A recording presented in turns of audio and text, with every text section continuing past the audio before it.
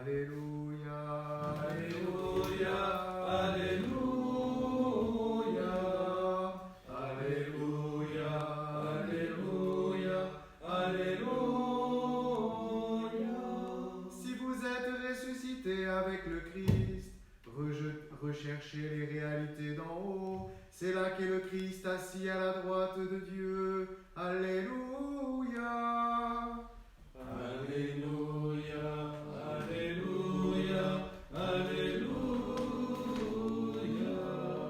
Alléluia, Alléluia, Alléluia. Le Seigneur soit avec vous. Et avec votre esprit. Évangile de Jésus-Christ selon saint Jean. Gloire à toi, Seigneur. Il y avait un homme, un pharisien, nommé Nicodème. C'était un notable parmi les Juifs. Il vint trouver Jésus pendant la nuit. Il lui dit : « Rabbi, nous le savons, c'est de la part de Dieu que tu es venu comme un maître qui enseigne.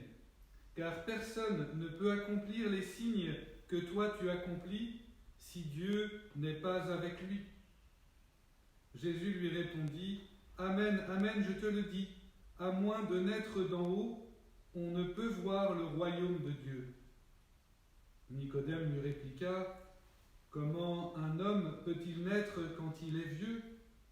Peut-il entrer une deuxième fois dans le sein de sa mère et renaître ? » Jésus répondit : « Amen, amen, je te le dis. Personne, à moins de naître de l'eau et de l'esprit, ne peut entrer dans le royaume de Dieu. Ce qui est né de la chair est chair, ce qui est né de l'esprit est esprit. Ne sois pas étonné si je t'ai dit, il vous faut naître d'en haut. Le vent souffle où il veut, tu entends sa voix, mais tu ne sais ni d'où il vient, ni où il va. Il en est ainsi pour qui est né du souffle de l'esprit. » Acclamons la parole de Dieu. Louange à toi, Seigneur Jésus.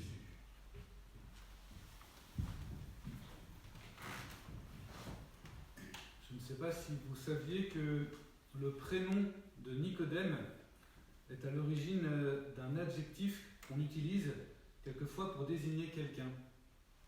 Un adjectif pas très flatteur, je ne sais pas si vous le connaissez, l'adjectif nigo, ça vient de Nicodème. Le nigo, c'est celui qui est un peu long à la détente, celui qui a du mal à tout comprendre ou à comprendre du premier coup.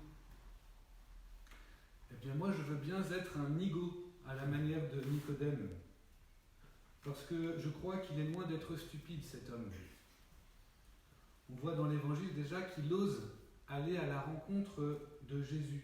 C'est déjà une bonne qualité d'avoir envie de connaître Jésus.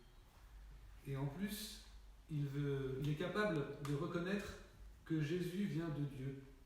Il a su reconnaître dans les signes et dans l'enseignement de Jésus la parole de Dieu.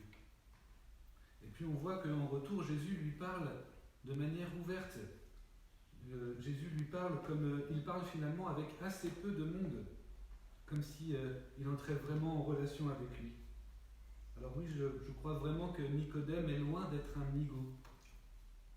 Certes, il ne comprend pas tout ce que Jésus essaye de lui expliquer. Mais qui pourrait se croire plus finot que Nicodème ? Il ne comprend pas tout, mais il sait l'essentiel. Jésus est envoyé de Dieu. Et puis, il ose poser des questions. Et ces questions, elles sont loin d'être bêtes. En fait, elles sont même précieuses, parce que ces questions, elles donnent l'occasion à Jésus de nous donner de belles révélations sur le baptême, sur le don de l'Esprit Saint. Naître de l'eau et de l'Esprit Saint. Naître d'en haut. Vivre sous la conduite de l'Esprit qui souffle où il veut. Tout cela, ce sont des expressions de la vie de foi que nous n'avons jamais fini de comprendre. Même si nous avons un avantage sur Nicodème, c'est l'expérience de 2000 ans d'Église qui peut venir éclairer notre intelligence pour mieux comprendre cet enseignement de Jésus. Oui, finalement, je crois que Nicodème nous éclaire sur la bonne attitude du croyant. non pas celle d'un nigo trop crédule, qui arrête de se servir de son intelligence devant Jésus, mais plutôt l'attitude du croyant, celle qui commence par faire confiance. L'attitude de celui qui commence par vouloir une relation intime avec le Christ avant de comprendre tout ce qu'il y a à comprendre. Nicodème n'a pas cherché à tout savoir et à tout comprendre de l'enseignement du Christ avant d'aller à sa rencontre. Mais au contraire, à l'inverse, il commence par se faire familier de la présence du Christ, et puis ensuite, il cherche à comprendre. Quelquefois, nous avons plutôt la tentation inverse, vouloir tout comprendre, tout maîtriser avant de faire confiance. Vous savez, c'est l'attitude que l'on peut avoir quelquefois quand on a du mal à accepter une parole de l'Église, peut-être parce qu'elle nous heurte ou qu'elle nous paraît lointaine. On ne comprend pas pourquoi l'Église dit ça, on se méfie, on se tient à distance, on ne fait pas confiance, alors on laisse de côté. Mais au contraire, pour comprendre, il faut commencer par connaître, par faire confiance. Plutôt que de commencer par dire ce que l'Église exprime là, c'est impossible, et du coup rester à distance, il faut plutôt commencer par faire confiance, essayer de mieux connaître, oser chercher à comprendre en posant des questions, en lisant, en discutant, en écoutant, et être prêt surtout aussi à changer son regard, à changer son cœur. Cette attitude, c'est ce que saint Augustin résumait par une expression. Il disait « il faut croire pour comprendre ». C'est-à-dire qu'il faut commencer par la confiance, il faut commencer par la connaissance pour vraiment entrer dans la compréhension. Avant de vraiment comprendre quelque chose, il faut commencer par le connaître.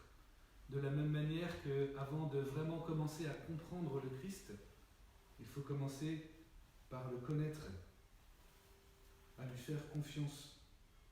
Voilà ce que nous enseigne l'attitude de Nicodème. Finalement, dans l'histoire, le vrai Nigo, ce serait celui qui ferait tout le contraire de Nicodème, qui se détournerait de Jésus sans chercher à aller plus loin. Alors oui, demandons peut-être cette semaine à l'Esprit Saint de faire de nous des nigos, pour le coup à l'école de Nicodème, des nigos qui osons aller à la rencontre du Christ, qui avons le désir de nous faire proches de lui, des chercheurs du royaume, de ceux qui ont soif de la vie de Dieu et qui sont prêts à renaître d'en haut, à nous laisser guider par l'Esprit Saint.